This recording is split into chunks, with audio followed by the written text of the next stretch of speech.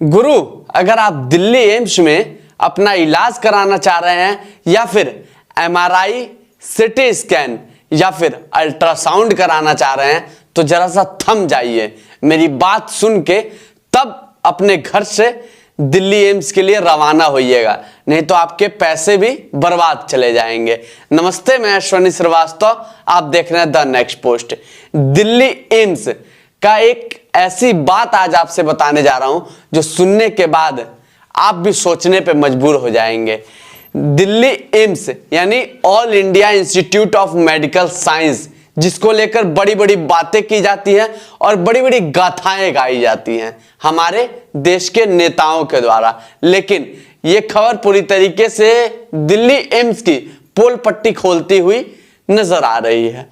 Delhi AIIMS में अगर आप अपना चेकअप कराने जाते हैं, जैसे कि अल्ट्रासाउंड हो गया, सीटी स्कैन हो गया या फिर एमआरआई हो गया, तो आपको जान रहे हैं, आप अपॉइंटमेंट लेटर लेंगे तो आपको उसमें कितने दिन का टाइम दिया जाएगा? 2 से 3 साल का। चकरा गए हैं ना गुरु टाइम सुन के? ऐसे जब मैंने भी खबर पढ़ा और मेरे सामने जब खबर आई तो मैं भी चकरा सा गया था कि जरा सा सोचिए, वो जिसको लेकर हमारे देश के बड़े बड़े नेता गाथा गाते हैं कि हमने स्वास्थ्य महकमे को इतना बेहतर बनाया है जो कि यूएस जैसी हॉस्पिटल हमारे एम्स के टक्कर में नहीं आ सकती। तो साहब आपसे बताएं, अगर इतनी बेहतरीन ही सुविधा है, इतनी बेहतरीन ही चीजें चल रही हैं, तो आखिरकार 2-2, 3-3 साल बाद अपॉइंटमेंट क्यों मिल रहा है? एक आर्टिकल पढ़ रहा था जो एक बहुत बड़े चैनल का था। उस आर्टिकल के सबसे नीचे यह बताया गया था कि वहां के जो जिम्मेदार थे उनसे यह पूछा गया कि आखिरकार एम्स को लेकर बड़े बड़े गाथे किए जाते हैं, बड़े बड़ी चीजें बताई जाती हैं, तो आखिरकार एम्स में क्यों इतना समय लग रहा है? तो उनका कहना आप सुनेंगे क्या था? उनका कहना यह था कि देश के कोने कोने से दिल्ली एम्स में मरीज आते हैं, इसलिए यहां पे इतना लंबा लंबा टाइम लग रहा है। अब जरा सा समझिए, लोग आस लेके जाते हैं कि हम सही हो जाएंगे और बहुत बेहतरीन तरीके से घर लौटेंगे, लेकिन उस अस्पताल में पहुंचने के बाद अगर एमआरआई कराना है, सिटी स्कैन कराना है और अल्ट्रासाउंड कराना है, अपॉइंटमेंट लेने के लिए अपॉइंटमेंट मिल रहा है 3 साल बाद। तो सोचिए, वो व्यक्ति को अगर किसी प्रकार की दिक्कत है, एमआरआई करानी है, रीढ़ की हड्डी टेढ़ी हो गई है, रीढ़ की हड्डी दब गई है, तो भैया वो 3 साल बाद इलाज कराएगा और 3 साल पहले नंबर नहीं आएगा। तो सोचिए, वो आदमी करे करे के दर्द से क्या हाल होगा उसका। ये तो व्यवस्थाएं चल रही हैं, लेकिन हमारे देश में ये चीजें तो ना लोगों को नजर आ रही हैं, ना इस देश के उन रंगीन मिजाज नेताओं को नजर आ रही हैं। और रंगीन मिजाज नेता तो सिर्फ इस देश में हिंदू मुस्लिम करने में लगे हुए हैं। संभल मस्जिद, फिर उसके बाद अब अजमेर शरीफ दरगाह, अब उसके नीचे मंदिर ढूंढने का प्रयास किया जा रहा है। देश के लोगों को बस घुमाने का प्रयास किया जा रहा है, लेकिन हमने तो भैया बेड़ा उठाया है कि इस देश के नेताओं की तो नहीं चलने देंगे। जो लोग आंख पे पट्टी बांध के बैठे हुए हैं, उनका आंख के पट्टी को खोलने का काम करेंगे। जरा सा देखिए, आप बस हिंदू मुस्लिम में उलझे रहिए और ये एम्स में इस तरीके का हाल, जरा सा सोचिए। जब मैं मतलब बहुत उस तरीके की बातें नहीं बता रहा हूं, ना ही मैं भी भगवान की पूजा करता हूं, मुझे भी सारी चीजें पता हैं। तो बस ये बताने आया हूं आपसे, अगर आप बीमार पड़ते हैं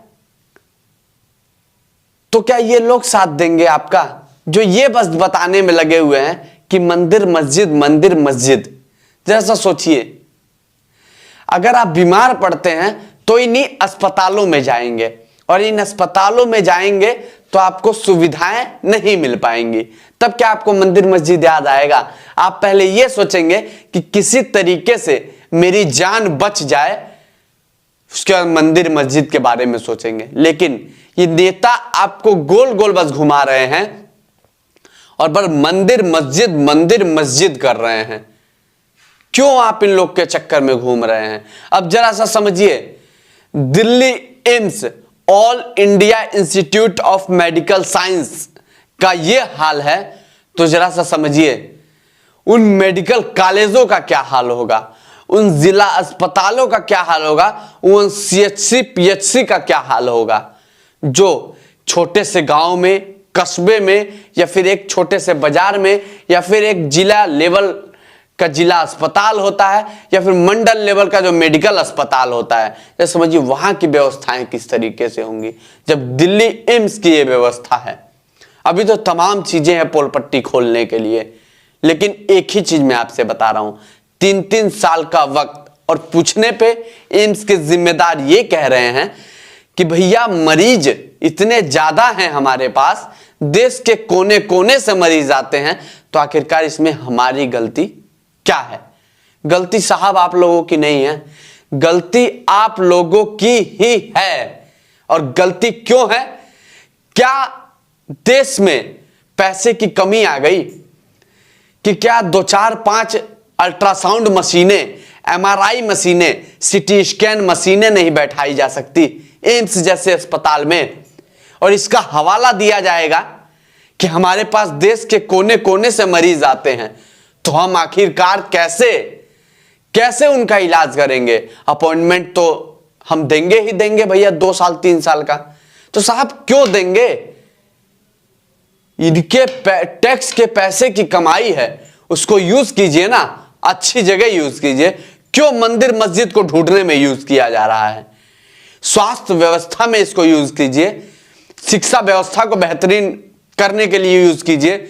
और जो 40-40 साल से कोर्ट में मुकदमे चल रहे हैं, 100 साल से, 30-30, 50-50 साल से जो मुकदमे चल रहे हैं, उनको तंदुरुस्त करने में कीजिए ना।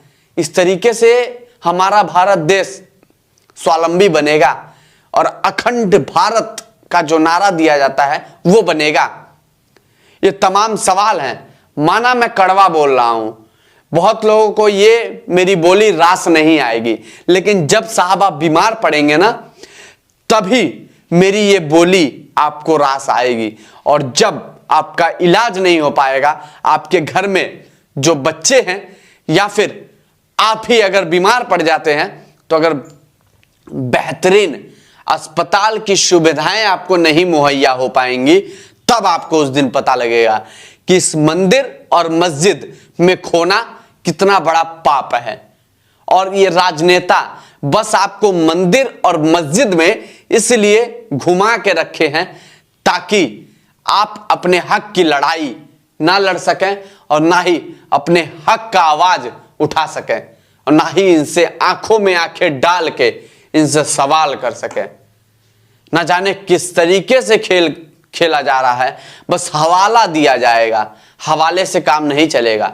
जनता जागरूक हो चुकी है, और अगर कुछ लोग जागरूक नहीं है तो हमने बेड़ा उठाया है, हम जागरूक करने का काम करेंगे। लेकिन देश में जो दोहरी राजनीति और दोहरा चरित्र की जो राजनीति खेली जा रही है, उसको नहीं खेलने देंगे, और ना ही इस भारत देश को बंटने देंगे, और ना ही बेकार होने देंगे। ये बेड़ा तो हमने उठाया है, चाहे कुछ भी हो, आवाज तो उठाते रहेंगे। दिल्ली एम्स में तत्काल इस तरीके की मशीनें क्यों नहीं बढ़ाई जा रही हैं? क्या फंड की कमी पड़ गई?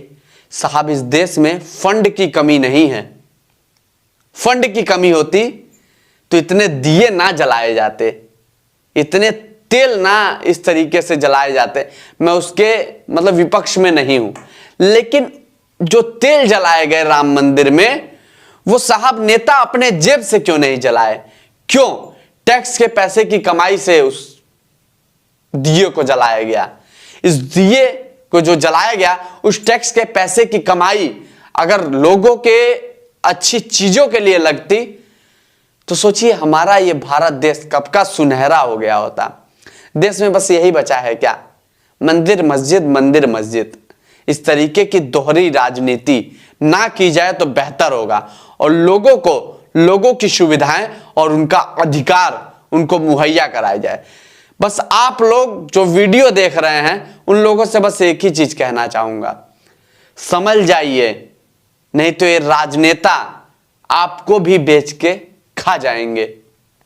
और आप समझ जाइए, अपने हक की लड़ाई आज ही से लड़ना शुरू कर दीजिए, नहीं तो एक वक्त ऐसा आएगा कि आप अपने हक की लड़ाई लड़ने के लिए उस तरीके से रह ही नहीं पाएंगे। लेकिन तमाम खबरें हैं, हम बोलते रहेंगे, बोलते थे, बोलते हैं और बोलते रहेंगे। बाकी आपकी क्या राय है कमेंट सेक्शन में जरूर बताइएगा। नमस्ते, मैं सोनी श्रीवास्तव, आप देख रहे हैं द नेक्स्ट पोस्ट।